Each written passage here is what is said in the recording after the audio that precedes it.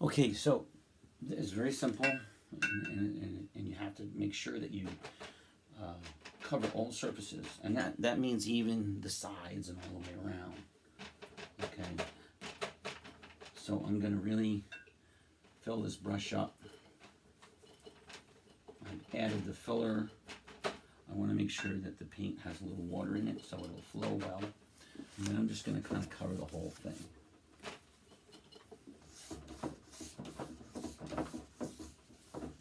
You want to make sure it's smooth. You don't want to have any bumps in it. You don't want to let any hair from the brush get into the paint, because that will be picked up later. Light picks up everything. So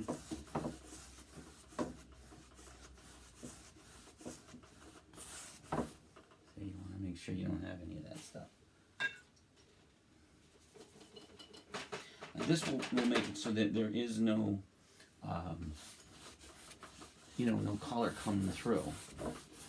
Last thing you want is the white showing through in the middle of the painting when light is behind it, or depending on the light itself, the room, it will make the painting look funny and people will notice it. And you want to, once you get everything covered,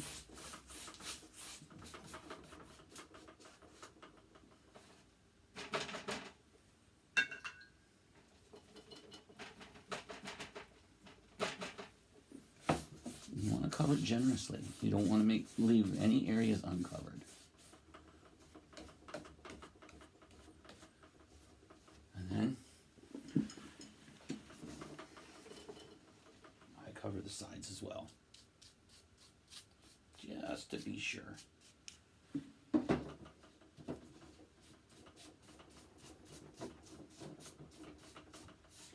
All the way around the canvas. Now, if you need to pause this video so that you can finish this, that's fine.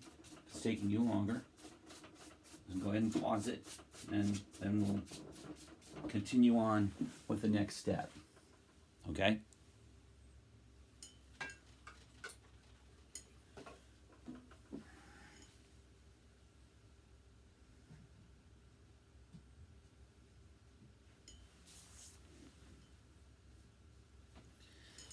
So once you've done that, we'll talk about the sketch. So as you can see, I've done my sketch already. Let's talk about how the sketch is accomplished. Each person's going to be doing their sketch at a different speed. They're going to be a different skill set. Some people aren't really there yet with sketching all the way, and so there's different ways that you can prevent catastrophe. So a technique I use, once the canvas is completely dry, of course, there's this dark carbon. You can get white carbon too, depending on your background color. And then you get a printout of the image. Bring it, have it blown up to the size of the canvas you want. For a couple of bucks, you can have it printed and get a little black and white print. You take that onto the canvas with your carbon behind it and trace it. And it'll give you a general tracing of the sketch. Then, once that's done, you can go in and put in more of your more details into the sketch, like I've done. So then you have a good quality sketch. You're not going to have to deal with, any problems with proportions and things like that.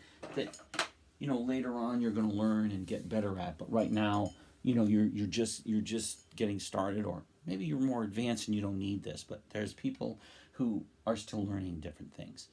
Then as you go in, you can add your other details that are going to be added into the canvas and increase the picture and make it better. There's all these other little pieces that you want to fill in, and it will increase the picture and make for a better painting.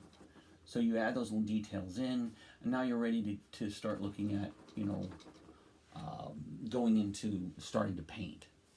Now, because your canvas is coated and you have this lead on here, there's always a chance that at some point, you're going to scratch some of this off. And so what I do is I take a small amount of clear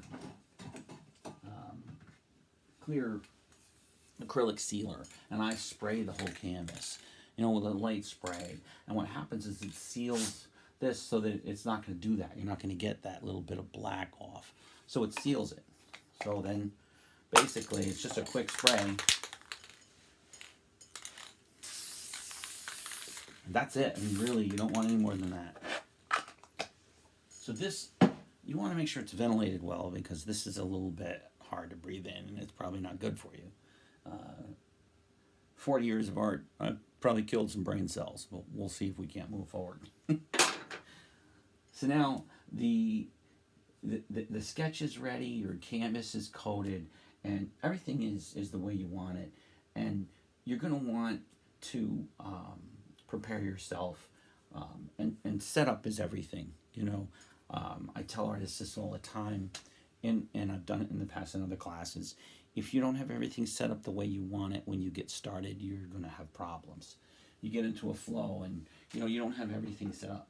So you want to have a good Mason's jar of water. You want to make sure that you have your any fillers that you're going to use, or retardants. So let's talk about this. Retarders are basically a product that helps you to extend paint and allows the paint to stay wet and usable and blendable for a longer period of time. When you're using acrylics, they have a tendency to dry, and they dry fast, sometimes very fast, depending on humidity and the heat in the room, and so on and so forth. Never paint with a fan on. So, another one of those life experiences, right? So this stuff is really great to use in paint when you're doing blending, okay? So you want to use this in, I'd say, most of the painting, with the exception of background or layers. When you're trying to get things to dry, you don't, and when you want them to stay wet, that's when you want to use it. You want to make sure you have a good selection of knives available. You want to make sure you have good paper towels or whatever you're going to use. Keep gesso nearby. The filler nearby, and everything nearby. And then the other thing is when you start to get into doing the painting, you want to plan out your colors. Okay, so this is the basic steps that we're going to take. The next step is going to be working on doing the fill-ins. So basically I took white, Titanium white, and a little gray, and I did some fill-in just so I'd have an idea where all of the features of the animal are going to be, and the idea of the fur direction and that sort of thing. I did some background work, just to fill in, not final, but background work to get it started, to show just some detail, but not much, just a little bit, so that the entire canvas has some kind of idea. I know what color direction I'm going in, and I've picked my colors. So now I've got every color that's I'm going to use in the painting, and it's ready. And we'll go over that in the next video. And that's going to be the second video. And you can see that at this point I haven't really worried too much about the sides. I will in the detail. And then the next step is going to be picking up the colors, the final colors, and getting the final painting. So you can see on the edges, I've completely painted all the way over to the edge of the canvas. It's a much more professional look. The background colors are muted and faded, and then the foreground colors for the animal itself stand out more. So this guy really pops out of the picture, and you use those details at the end to give the eyes, the quality, everything, and that's really important. The other thing you want to keep in mind, and you can see in this composition, that I leave a good 3/4 inch all the way around where there's nothing that's important, so that when the frame goes on, it doesn't cover anything important in the canvas or in the composition. Keeping composition in mind, you know that the eye is going to travel to the eyes of the animal, and then in other places. Here, it's actually the nose and tongue for some reason. That's where my eye goes. And then you can't scan around and see other things. Composition is very important because you want to make sure that you're getting the attention of the viewer on the area that you want attention. This is the other thing that you want to keep in mind is background subject. For instance, the twigs from the tree and all that. And if I had put leaves in or anything else, they would want to be muted. I wouldn't want them to be as crisp as the actual face of the animal. I would want them to be muted and toned down. So that's really important. So that's the sketch section of this course, and I hope that it was enlightening. Keep in mind that if you want to sketch this yourself and you don't want to use the tracing process, you don't have to.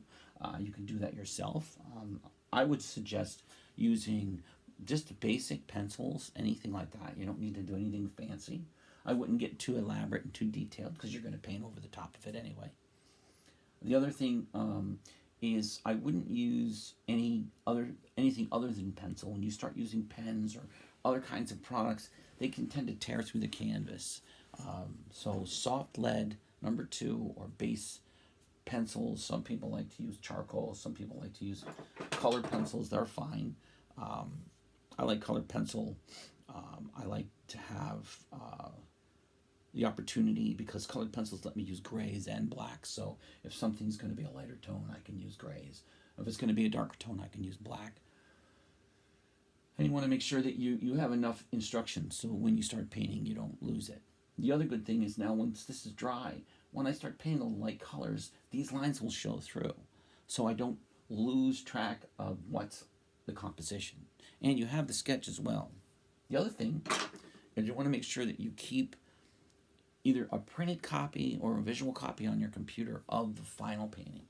I don't know, some people like to paint based on what they think or feel and ignore the original subject. That's up to you. This is realism. Some people get into super realism. Some people do impressionistic. I've done all of that. So that's up to you. I hope you come back for the next class, video 2, and that'll cover midtones and preparation for the final. And thanks for joining me. This is John Catalfamo from AlbanyFineArts.com.